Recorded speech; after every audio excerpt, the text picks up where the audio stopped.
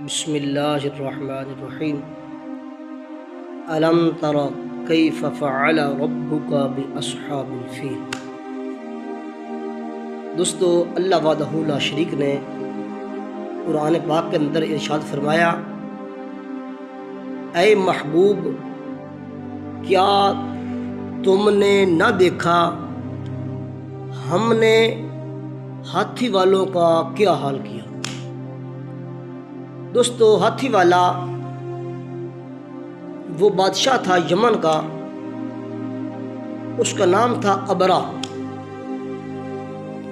اور اس نے دیکھا کہ لوگ مکۃ المکرمہ کی طرف جاتے ہیں اور وہاں ایک گھر بنا ہوا ہے جس کا لوگ طواف کرتے ہیں اور اس کو لوگ حج کہتے ہیں۔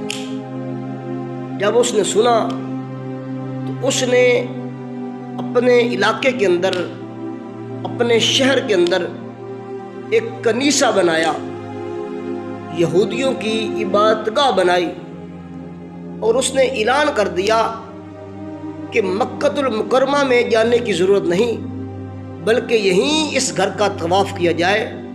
اور جب اس نے یہ کام کر دیا تو ایک شخص نے اس کے اندر پیشاب کر دیا، وہ غصے کے اندر لال پیلا ہو گیا، اور اس نے یہ تہیہ اور یہ ارادہ کیا کہ میں بیت اللہ شریف کو، اس اللہ کے گھر کو جس کا لوگ طواف کرتے ہیں، اس کو گرا دوں گا۔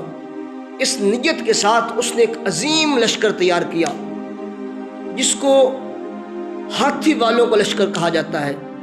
وہ ابرا، اس نے عظیم لشکر لیا اور وہاں سے چلتا ہوا بیت اللہ شریف کے قریب ایک جگہ پر پڑاؤ کیا، رک گیا، اور اس کے سپاہیوں نے جا کر گرد و نواح کے اندر کسی کی جو چیز ملی وہ پکڑ کر اس بادشاہ کے پاس لے کر آ گئے۔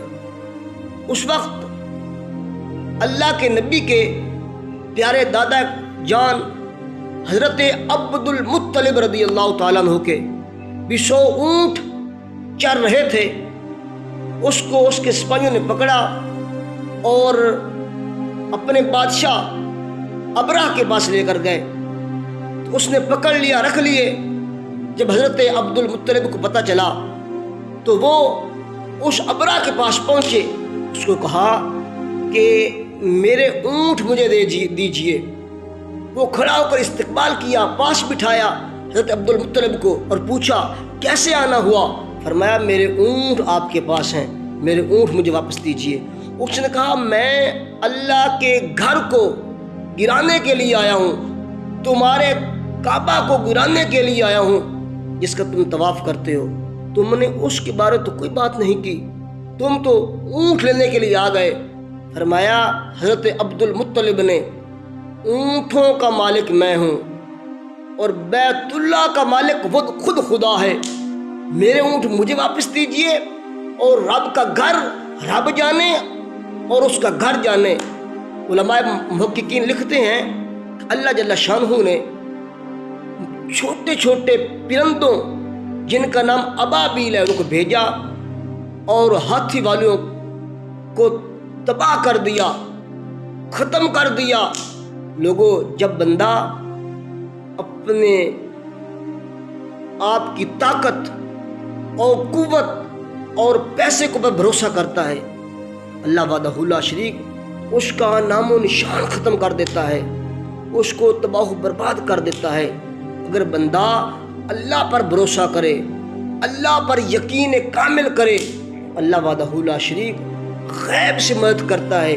دیکھو، چھوٹے پرندوں نے، ابابیلوں نے اتنے بڑے عظیم لشکر کو تباہ کر دیا۔